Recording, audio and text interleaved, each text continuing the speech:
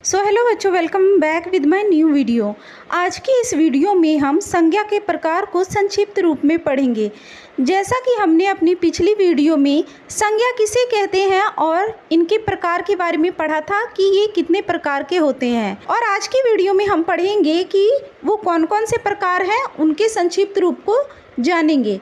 तो चलिए शुरू करते हैं। पहले हम संज्ञा के बारे में बहुत ही शॉर्ट तरीके से और जल्दी जल्दी पढ़ लेते हैं, उसके बाद इसके प्रकार को हम संक्षिप्त रूप में पढ़ेंगे।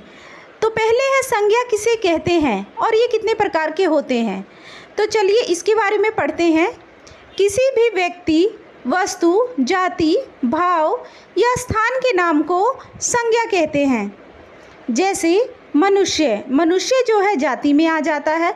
अमेरिका, भारत। अमेरिका और भारत जो है स्थान में आ जाता है। बचपन, बचपन और मिठास जो है भाव में आ जाता है। किताब किताब और टेबल जो है एक वस्तु के रूप में जाना जाता है। तो इसी प्रकार से इसे ही संज्ञा कहते हैं। अब हम इसके प्रकार के बारे में जानेंगे। संज्ञा जो है 5 प्रकार के होते हैं। पहला है व्यक्तिवाचक संज्ञा, दूसरा है जातिवाचक संज्ञा, तीसरा है भाववाचक संज्ञा, चौथा है समूहवाचक संज्ञा और पांचवा है द्रव्यवाचक संज्ञा। अब ये संज्ञा तो 5 प्रकार की है और अब इनके संक्षिप्त रूप को हम जानेंगे। जैसे कि पहला है व्यक्तिवाचक संज्ञा, तो इसके संक्षिप्त रूप को हम जानेंगे। व्यक्तिवाचक संज्ञा क्या होती है? व्यक्तिवाचक संज्ञा का एक प्रकार है जो किसी विशेष व्यक्ति, स्थान या वस्तु के नाम को दर्शाता है। यह एक विशिष्ट नाम होता है, यानी कि वो नाम ऐसा होता है जो बहुत ही फेमस होता है और विशिष्ट नाम होता है जो किसी खास चीज़ को दर्शाता है, जैसे राम, दिल्ली, ताजमहल आदि। अब हम चलते हैं जातिवाचक संज्ञा की ओर। जातिवाचक संज्ञा किसे कहते हैं? जातिवाचक संज्ञा वह संज्ञा होती है जो किसी वर्ग या जाति के सभी वस्तुओं, व्यक्तियों या स्थानों का बोध कराती है। जातिवाचक संज्ञा का उदाहरण है लड़का, नदी, पहाड़, पुस्तक, गाय आदि। लड़का, नदी, पहाड़, पुस्तक, गाय आदि शब्द जातिवाचक संज्ञा के उदाहरण हैं, क्योंकि ये किसी एक विशेष लड़के, नदी, पहाड़, पुस्तक या गाय का नहीं बल्कि उस जाति के सभी सदस्यों का बोध कराते हैं। यानी कि जो लड़का है वो किसी एक लड़के का बोध नहीं कराते। अगर एक लड़के का बोध कराना होता तो उसका पर्टिकुलर नाम लिया जाता।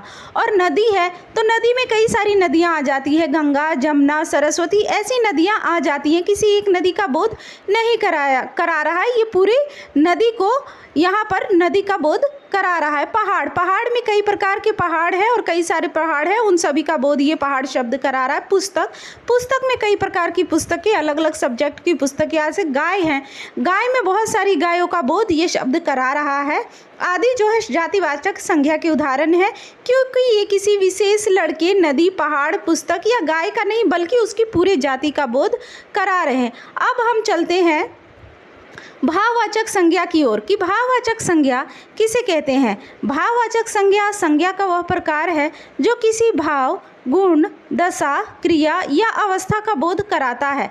जैसे भाववाचक जो संज्ञा है वह संज्ञा का वो रूप है जिसमें किसी के भाव, गुण या फिर दशा, क्रिया आदि अवस्था का बोध होता है। इसे हम छूकर, देखकर महसूस नहीं कर सकते, केवल अनुभव कर सकते हैं। जैसे कि कोई खुश है या दुखी है या हम खुद दुखी हैं तो ये चीज़ हम अनुभव कर सकते हैं। अब इसके बाद हम चलते हैं समूहवाचक संज्ञा की ओर कि समूहवाचक संज्ञा किसे कहते हैं। समूहवाचक संज्ञा जिसे समुदायवाचक संज्ञा भी कहा जाता है। समूहवाचक संज्ञा जिसे समुदायवाचक संज्ञा भी कहा जाता है, वह संज्ञा है, कहा जाता है समूहवाचक संज्ञा वह संज्ञा है जो किसी समूह या समुदाय का बोध कराती है या एक ही प्रकार की कई वस्तुओं, व्यक्तियों, चीज़ों के समूह को संदर्भित करती है, यानी कि यह एक ही प्रकार की। अच्छा, इसके उदाहरण देख लेते हैं। भीड़, बहुत सारे लोगों का समूह। जैसे एक भीड़ खड़ी होती है, लड़ाई हो जाए, झगड़ा हो जाए या फिर कोई नेता अपना भाषण देता है, वहाँ पर एक भीड़ जमा होती है, वहाँ पर सारे लोग जमा होते हैं, उसे भीड़ कहते हैं। तो इस प्रकार वह कई प्रकार के एक जैसे व्यक्ति वहाँ पर होते हैं तो उसे समूहवाचक संज्ञा के अंदर रखेंगे। सेना से सैनिकों का समूह, जैसे सेना में कई सैनिकों का समूह हो, वो समूहवाचक संज्ञा के अंदर आएगी। कक्षा में विद्यार्थियों का समूह, परिवार में सदस्यों का समूह। अब हम चलते हैं 5वें प्रकार की संज्ञा की ओर, जो है द्रववाचक संज्ञा। द्रववाचक संज्ञा जिसे पदार्थवाचक संज्ञा भी कहा जाता है, जो द्रववाचक संज्ञा है उसे पदार्थवाचक संज्ञा भी कहा जाता है। उन संज्ञाओं को कहते हैं जिनसे किसी द्रव, पदार्थ या धातु का बोध होता है। द्रववाचक संज्ञा उन संज्ञाओं को कहते हैं जिसमें किसी द्रव, पदार्थ या फिर किसी धातु का बोध होता है। दूसरे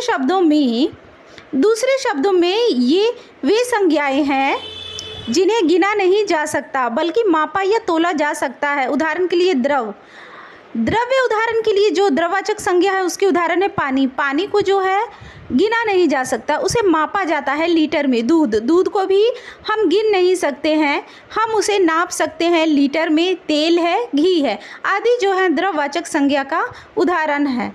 बच्चों, आज की वीडियो में इतना ही। आज हमने संज्ञा के बारे में जाना, उसके 5 प्रकार को पहचाना और जो है इस 5 प्रकार के संक्षिप्त रूप को जाना। तो बच्चों, आज की वीडियो में इतना ही। ऐसे ही और इन्फॉर्मेटिव वीडियो के लिए हमारे चैनल को सब्सक्राइब करें। धन्यवाद।